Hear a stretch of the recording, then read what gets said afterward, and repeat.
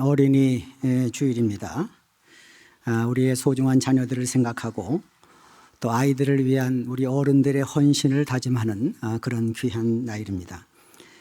우리가 자녀들을 생각할 때마다 많은 것을 깨닫게 되는데 그 중에 하나가 저는 생명 탄생의 신비라 그렇게 생각합니다. 생명 탄생의 신비. 여러분, 자녀들은 이 세상에 태어난 존재들 아니겠습니까? 자녀들이 태어나는 것을 보게 되면 참으로 놀라운 신비라는 것입니다. 생명 탄생의 과정은 한마디로 기적과도 같다라는 생각을 합니다. 아이를 그렇게 원해도 또 안 되는 그런 경우도 있고, 또 그렇지 않아도 또 아이가 또 생기는 그런, 정말 이 탄생의 과정은 한마디로 기적과 같은 그런 일이라는 생각을 합니다. 자녀들은 참 신비로운 과정을 통해서 이 땅에 태어납니다. 생명 탄생이라고 하는 것은 창조주 하나님께서 섭리하신 그 오묘한 섭리와 은혜 가운데 이루어지는 일이다라는 생각을 하게 됩니다. 여러분, 성경의 역사에서 아마 이 세상 가운데에서 이런 생명 탄생의 가장 놀라운 신비 속에 태어난 자녀가 있습니다. 바로 이삭이라고 하는 사람입니다. 이삭. 자, 우리가 잘 아는 이삭은 아브라함과 사라를 통해서 이 땅에 태어났습니다. 근데 이삭이 태어나는 과정을 성경은 이렇게 기록하여 우리에게 말씀을 합니다. 히브리서에 보면 이런 말씀이 나와요. 믿음으로 사라 자신도 나이가 많아 단산하였으나 잉태할 수 있는 힘을 얻었으니 이는 약속하신 일을 미쁘신 줄 알았습니다. 이러므로 죽은 자와 같은 한 사람으로 말미암아 하늘의 허다한 별과 또 해변의 무수한 모래와 같이 많은 후손이 생육하였느니라.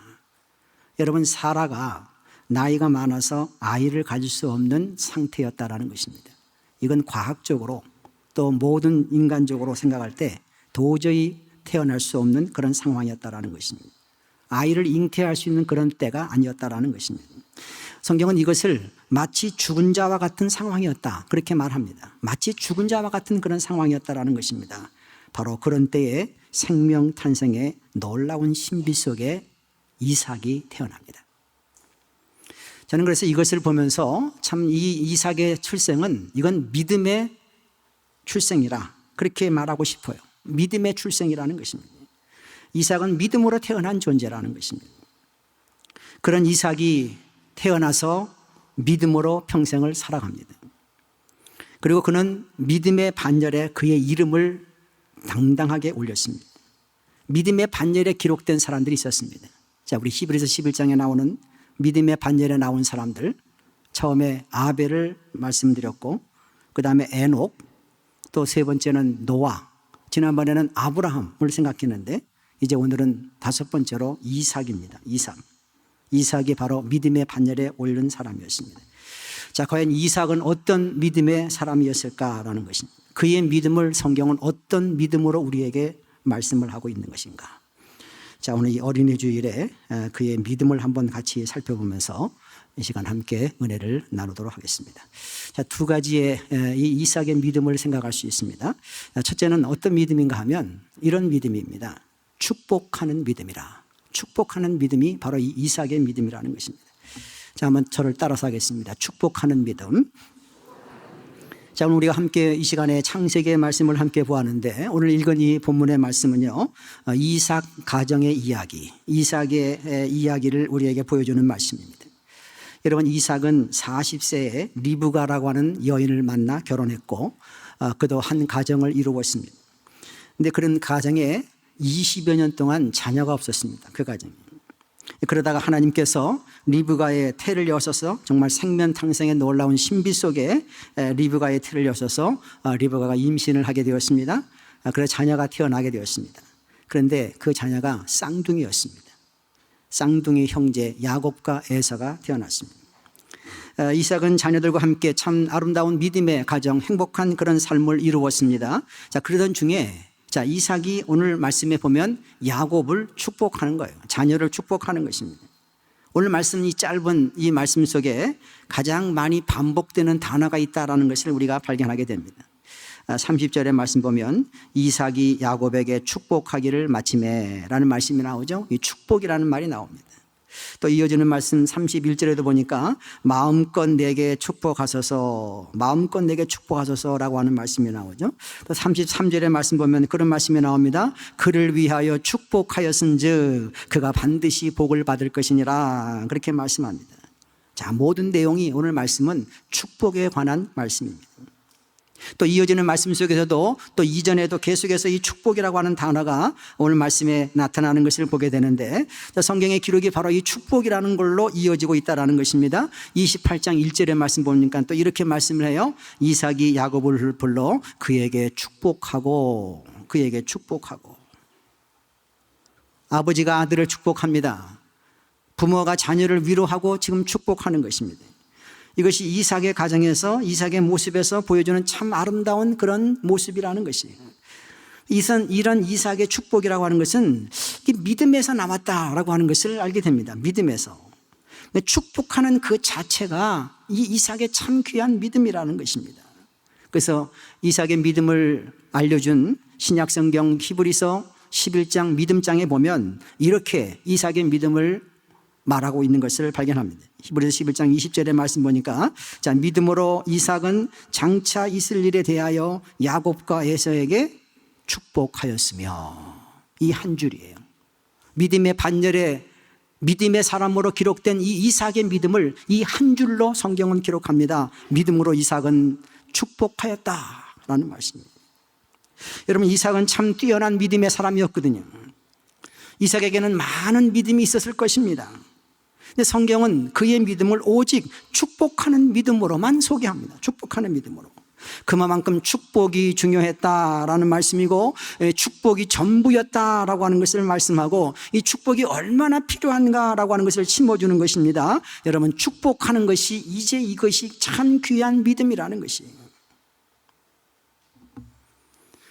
이삭의 생애를 보면서 발견하는 것은 끊임없이 그는 자녀와 그 주변 사람들을 축복하는 모습이었습니다. 이삭의 기록을 보면 그 기록에서 축복이라고 하는 단어를 빼면, 축복을 빼면은 남는 게 없을 만큼 모든 것이 다 축복의 내용들이 가득 차 있다라는 말씀입니다.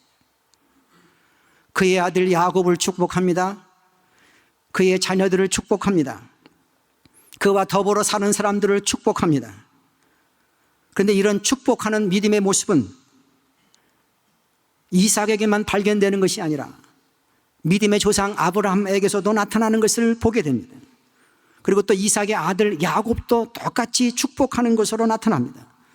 또 이삭의 손자였던 요셉도 마찬가지입니다. 요셉도 축복하는 것이에요.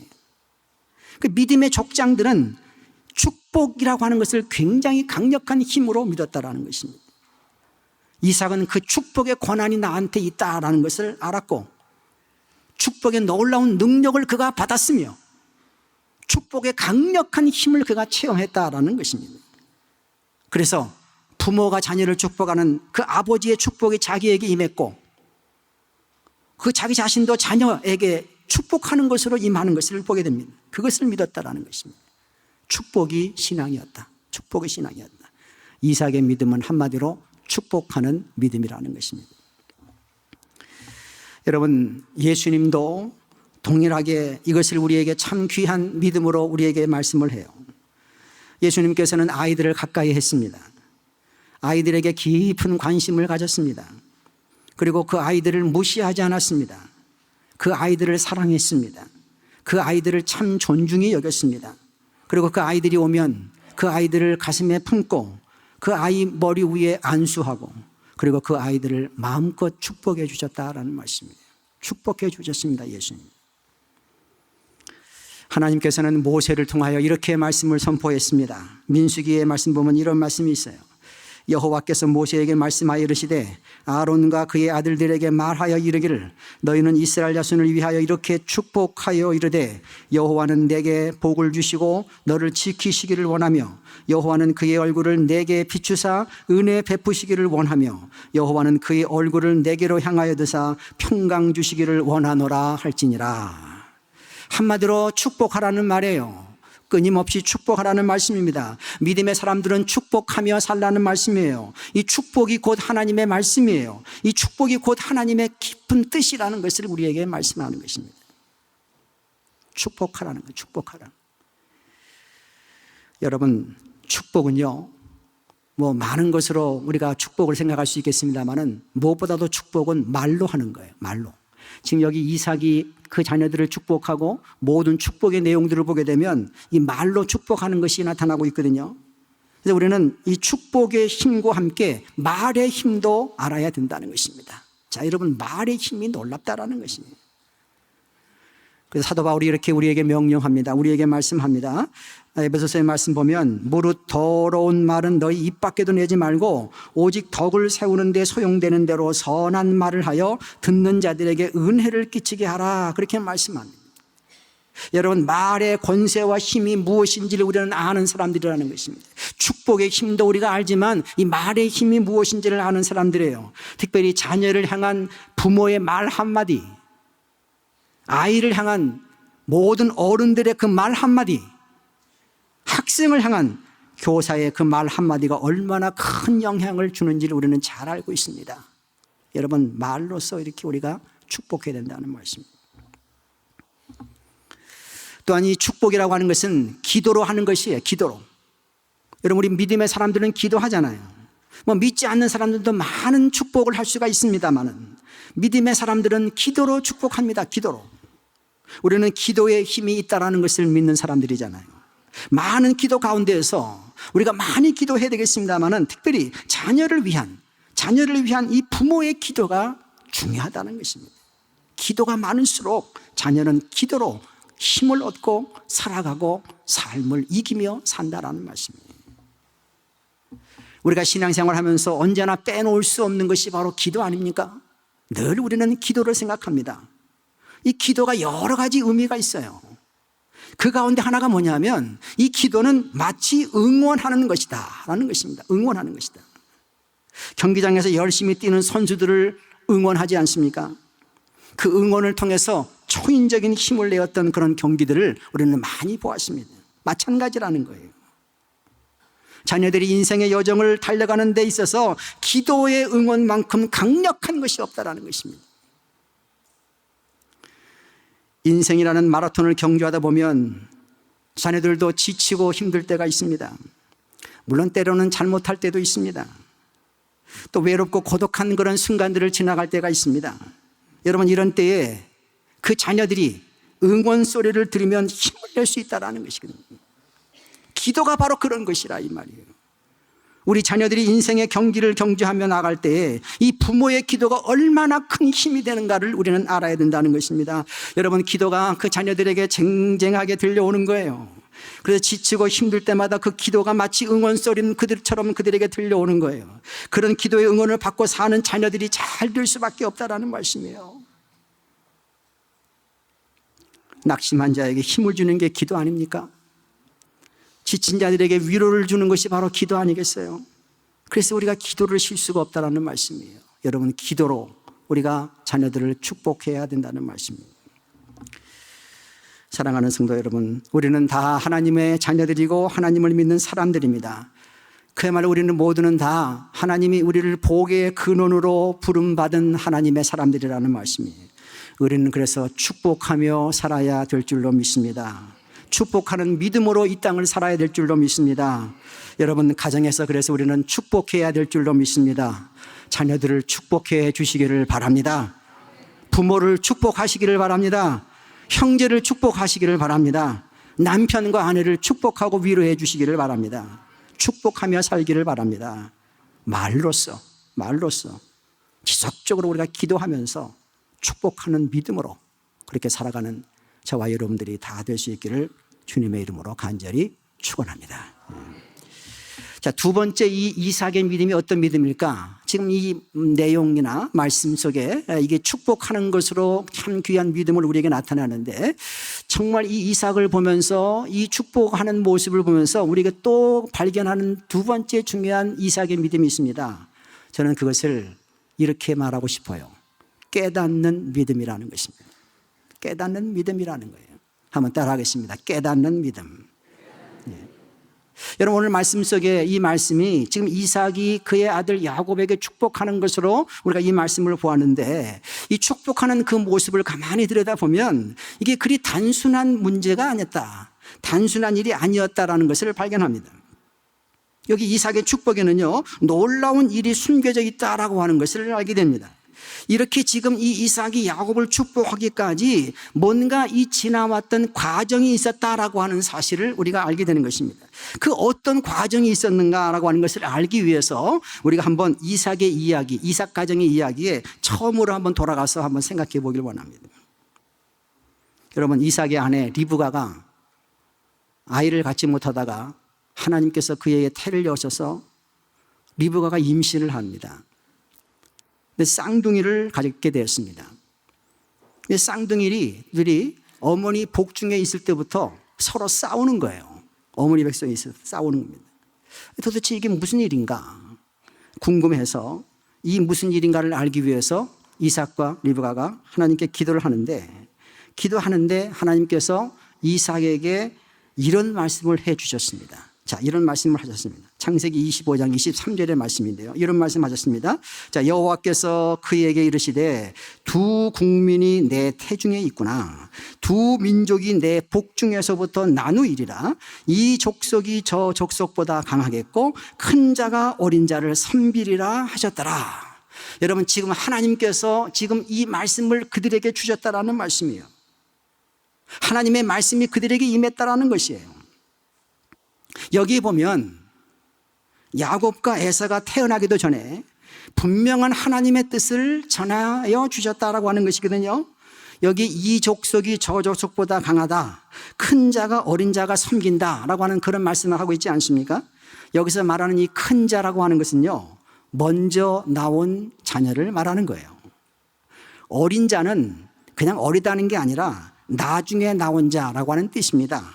자, 그러니까 태어날 때 어떻게 태어났는가 하면 우리가 알다시피 에서가 먼저 나왔습니다. 쌍육인데도 에서가 먼저 나왔고, 그리고 야곱은 그 에서의 발뒤꿈치를 잡고 나왔습니다. 간발의 차이로 에서가 형이 되었고 야곱이 동생이 되었습니다. 자, 여러분, 그러니까 무슨 뜻인가 하면 형인 에서가 동생인 야곱을 섬길 것이다, 이렇게 말씀하셨어요. 다시 말해서 하나님의 구원 계획과 섭리는 에서가 아니라 야곱으로 이어진다라고 하는 것을 하나님이 말씀해 주신 것이었다라는 것입니다. 야곱의 후손들이 중심이 될 것이다.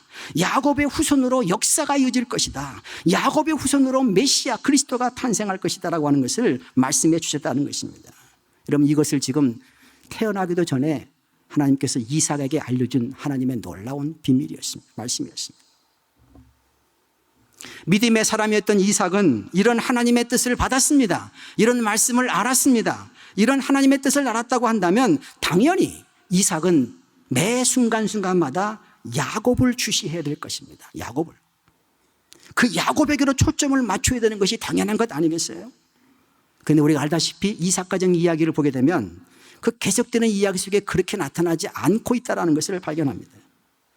아버지 이삭은 장자인 에서를 사랑했습니다. 장자 에서를 사랑했어요. 그러니까 상대적으로 그의 아내 리브가는 야곱을 사랑을 합니다. 여러분, 성경에 나와 있는 이야기, 그렇게 말을 합니다. 여러분, 자녀를 사랑하는 것이 얼마나 좋은 일입니까? 당연히 사랑을 해야 되겠죠. 문제는 뭐냐? 편애하는 것이잖아요. 편애. 그런데 이 편애로만 끝나지 않았다라고 하는 것을 성경은 또 우리에게 말씀하는 것입니다. 이삭은 그 편애하는 것을 넘어서 하나님의 뜻을 거스리려고 합니다. 자기의 뜻대로 다 하려고 하는 것입니다. 이삭의 마음과 생각에는 자기가 사랑하는 장자 에서를 통해서 그의 뜻을 이루려고 하고 있다는 것입니다. 그래서 여러분, 이런 일이 생기는 거예요. 자, 창세기에 나오는 이삭 가정의 이야기에 이런 일이 있지 않았습니까? 이삭이 나이 많았습니다. 잘 앞을 볼 수가 없어요. 그런데 이삭이 축복의 힘을 가졌기 때문에 이삭이 하루는 에서, 장자 에서를 부릅니다.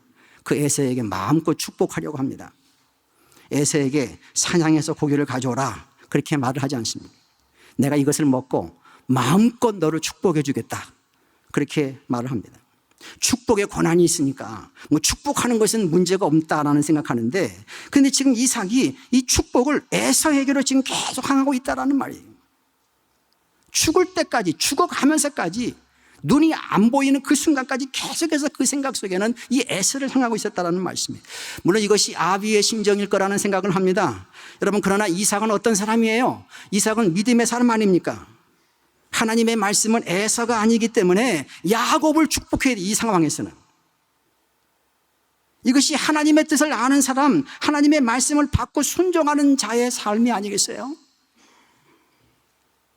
사실 이삭이 처음에 성경에 등장할 때부터 이삭은 말씀에 순종하는 사람으로 나타났거든요. 성경에 이삭의 가장 중요한 믿음을 순종으로 말을 합니다. 아브라함이 아들 제물을 바치려고 할 때 만약 그 아들 이삭이 순종하지 않았다고 한다면 그 일은 일어나지 않았을 것이라 이 말이에요. 이삭은 자기가 죽는 자리에서까지도 저항하지 않았습니다. 이삭은 순종하고 있었다라는 말씀이에요. 이것이 이삭이 보여준 믿음의 모습이었습니다.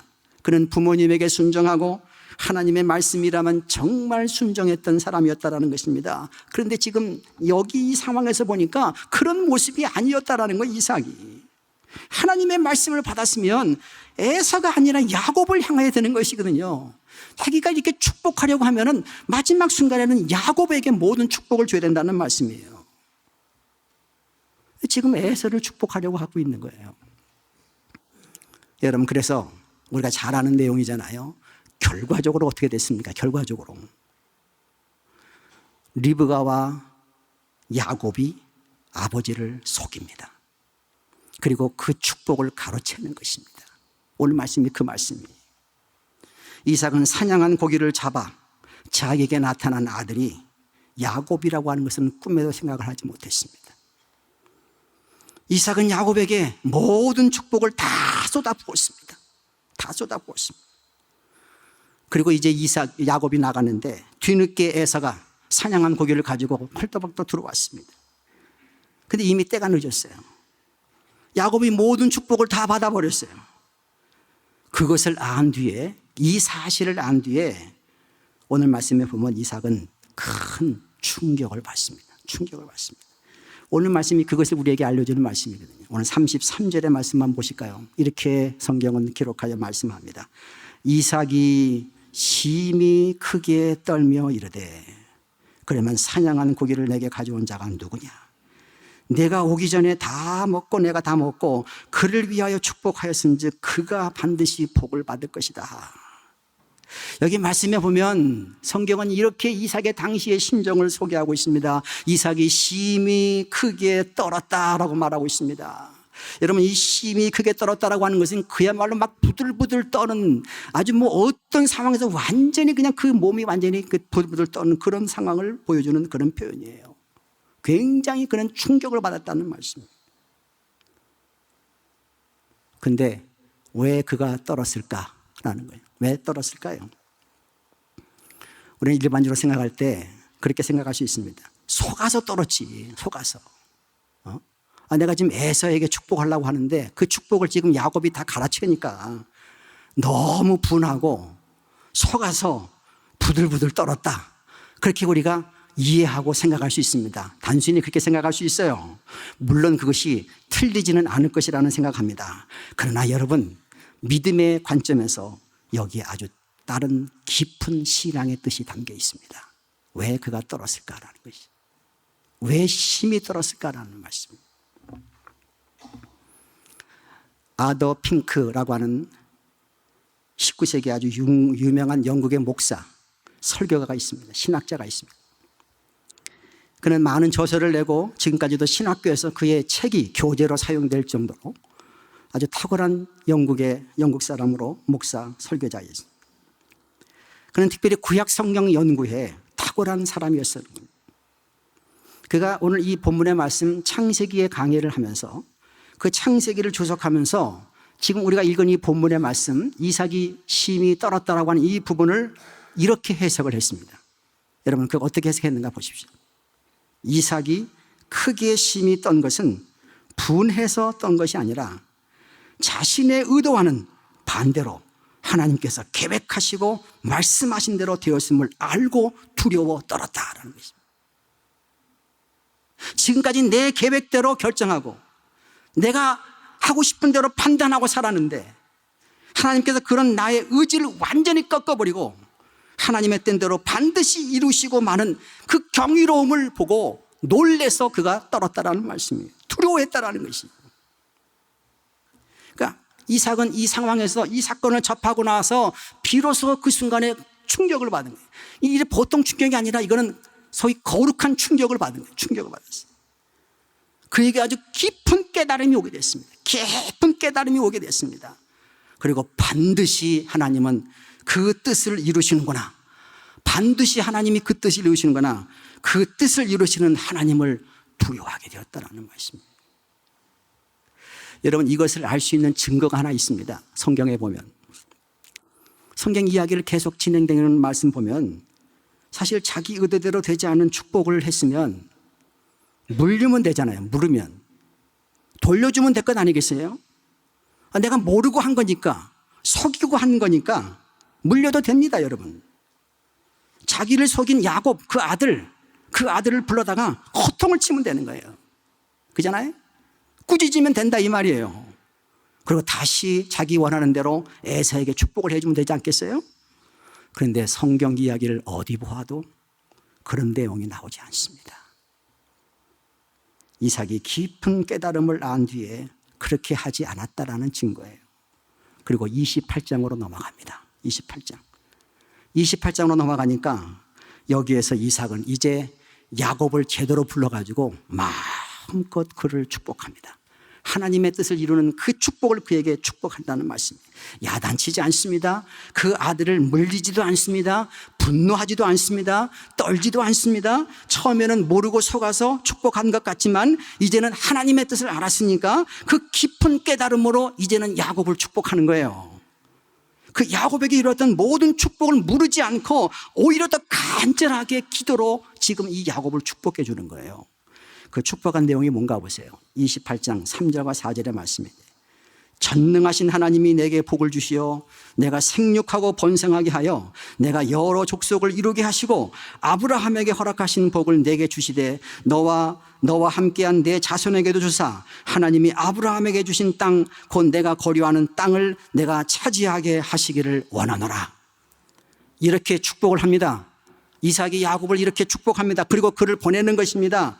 여러분, 결과적으로 어떻게 되는가? 야곱은 아버지의 이삭의 축복대로 다 되는 거예요. 야곱이 장자가 됩니다. 야곱의 후손을 통해서 이스라엘 나라가 생기게 되었습니다. 그 나라를 통해서 예수 그리스도가 탄생하게 되었습니다. 그리고 이제부터는 성경은 더 이상 둘이 장자이고 또 차자이면서 쌍둥이면서 에서와 야곱이라 그렇게 성경을 부르지 않습니다. 완전히 순서가 바뀝니다. 야곱과 에서로 순서가 바뀌는 거예요. 그러니까 여기 이삭이 축복하는 이 축복의 말씀은 하나의 결론이었다라고 하는 사실을 알게 되고 그런 축복에 이르기까지의 과정은 그가 한마디로 거룩한 충격을 받은 거예요. 어느 한순간에. 깊은 깨달음이 그에게 임했다라는 말씀. 그리고 그는 하나님 앞에 굴복하게 되었다라는 말씀입니다. 여러분, 성경은 이것을 참 귀한 교훈으로 우리에게 알려주는 거예요. 이삭 가정의 이야기에 그냥 축복의 이야기는 그것으로 끝나는 게 아니라 이걸 가장 귀한 교훈으로 알려주고 있다는 것입니다. 그의 삶에 깨달음이 임했습니다. 감각이 없고 무뎌졌던 그 모든 삶에 다시 감각이 생겼다는 거예요. 뭔가 새롭게 되었다라고 하는 것을 말씀하는 것입니다. 그 삶의 깊은 깨달음을 가지고 살았다라는 말씀이에요.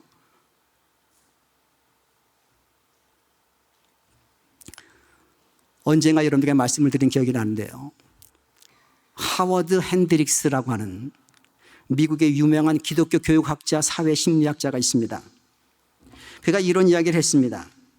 그는 개인과 공동체에는 반드시 3단계의 과정으로 진행되는 이론을 그가 주장을 했습니다. 3단계의 과정으로 진행되는 이론. 그것을 그는 가리켜 3M 사이클이라 그렇게 불렀습니다. 3M 사이클, 3가지 M으로 시작되는 그 사이클을 그가 주장을 했다라는 것입니다. 3가지 M으로 반드시 그렇게 사이클이 된다는 거예요. 첫 번째 시작하는 M이 뭐냐면은 이런 단어입니다. 무브먼트라는 단어를 사용합니다. 첫 번째 M이에요. 무브먼트. 여러분 이게 말이 무슨 뜻인지 아시겠습니까? 이거는 운동한다라는 그런 뜻이거든요. 한마디로 막 약동하는 그런 과정을 의미하는 것입니다. 처음에는 마치 모든 게 다 운동하는 것처럼 활발하다는 것입니다. 막 새롭다는 것입니다. 감탄한다는 거예요. 뭐 새롭다는 거예요. 신비한 능력에 빠져들고 큰일 낼 것처럼 왕성하게 활동한다는 거예요. 신앙적으로 말하면 처음 예수를 믿었을 때 그 열정적인 것을 생각할 수 있다는 것입니다. 성령으로 충만한 그런 시기였다는 것입니다. 예배로 말한다면 매번 드려지는 그 예배가 감격으로 드려지는 거, 감격으로. 모든 것이 다 감격이라는 것입니다. 찬송 부르는 것도 감격이고, 말씀 듣는 것도 감격이고, 뭐 모든 행하는 것들이 다 감격이에요. 얼마나 감격적인지를 몰라요. 헌신으로 말하면 이건 섬김과 봉사에 불이 붙는 시기라는 것입니다. 얼마나 열정적으로 모든 것을 다 해보려고 하는지, 이게 바로 소위 첫 번째 나가는 M입니다. 무브먼트라는 말이. 그러다가 다음 두 번째 단계에 온다는 것입니다. 그 두 번째 단계 M을 뭐라고 말하냐면 이런 단어를 사용합니다. 머신. 머신이 뭔지 아시겠어요? 기계라는 말이에요. 기계. 이제 모든 것이 다 익숙해지니까 마치 모든 것이 다 기계처럼 움직인다는 거예요. 기계처럼.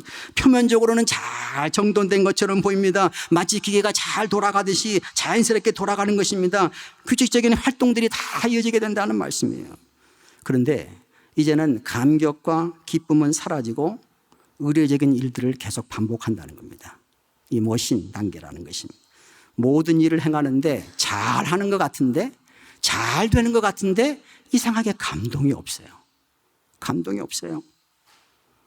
신앙의 타성에 젖어 간다는 것입니다.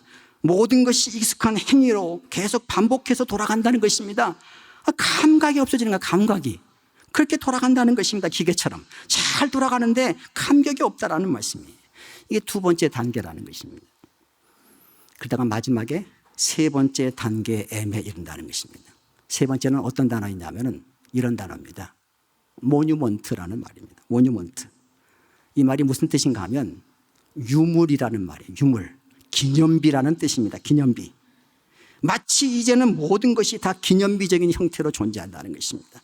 믿음이 응고된 기억으로 기억된다는 것입니다. 모든 것이 다 응고된 기억대로 간직된다는 것입니다. 그래서 오래될수록 더욱더 전통 이런 것들을 주장하고 유물과 기념일만 늘어놓게 된다는 말씀이거든요. 이게 바로 마지막 단계에 온다는 것입니다. 이게 소위 3M 사이클이라는 것입니다. 모든 개인과 사회와 공동체가 대략 한 30여년을 주기로 그 세 단계의 과정을 거쳐간다라고 주장하는 이론입니다. 3M 사이클. 그런데 하워드 핸드릭스라고 하는 사람이 이런 것에 대한 해법도 제시하는 것을 참 보게 됩니다. 이렇게 제시를 합니다. 먼저 여러분 이것이 사이클이라는 거예요. 사이클.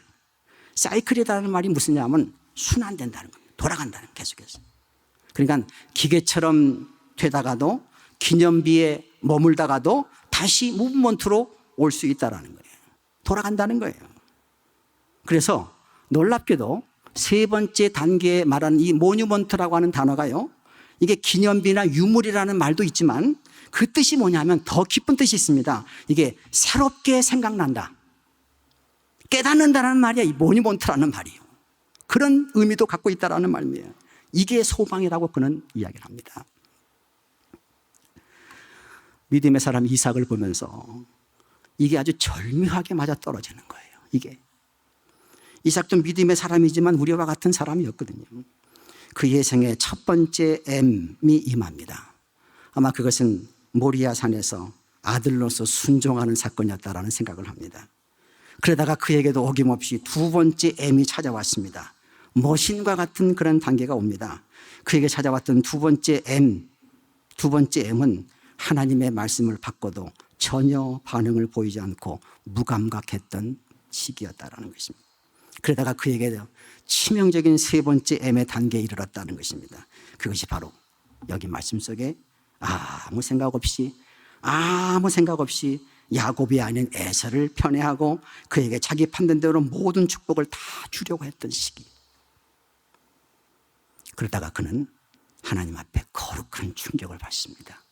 심히 크게 떠는 충격을 받습니다. 심히 크게 떱니다. 그리고 다시 그는 첫 번째 M으로 돌아갑니다. 첫 번째 M. 무브먼트로 돌아갑니다. 그래서 하나님의 뜻에 전적으로 자신을 굴복하고 순종하며 나아갔다라는 말씀입니다.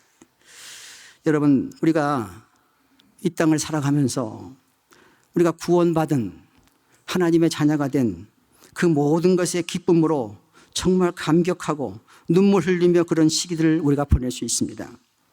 그러면서 나도 모르는 사이에 모든 것이 다 기계처럼 돌아갑니다. 기계처럼 익숙해집니다. 그러다가 나중에는 기념비적인 유물로 남습니다. 모든 것들이 다. 그렇게 우리가 굳어져 간다는 것입니다. 야, 이게 지금 혹시 지금 나의 모습은 아닐까라는 것입니다. 여러분, 다시 우리가 첫 번째 M으로 돌아가야 되는 거예요. 이것이 깨닫는 거예요. 이것이 깨닫는 믿음이라는 것입니다. 거룩한 충격을 받고 우리 영혼이 하나님 앞에 심히 떨어야 된다는 것입니다. 그래서 이제 온전하신 하나님의 뜻에 굴복하고 말씀을 통해서 깊은 깨달음을 가지고 우리가 세상을 살아야 된다는 말씀이에요. 여러분, 이런 깨닫는 믿음이 여러분들에게 임할 수 있기를 간절히 소망합니다. 깨닫는 믿음으로 승리하며 살기를 간절히 소원합니다. 오늘 이삭의 믿음은 축복하는 믿음으로 또 깨닫는 믿음으로 우리에게 그 귀한 믿음을 소개하고 알려줍니다. 특별히 우리 어린이 주일에 주신 이 귀한 하나님의 말씀 우리들의 마음판에 깊이 담으시고 삶의 현장으로 나아가서 여러분 이 말씀과 함께 한 주간도 승리하며 살기를 주의 이름으로 간절히 축원합니다.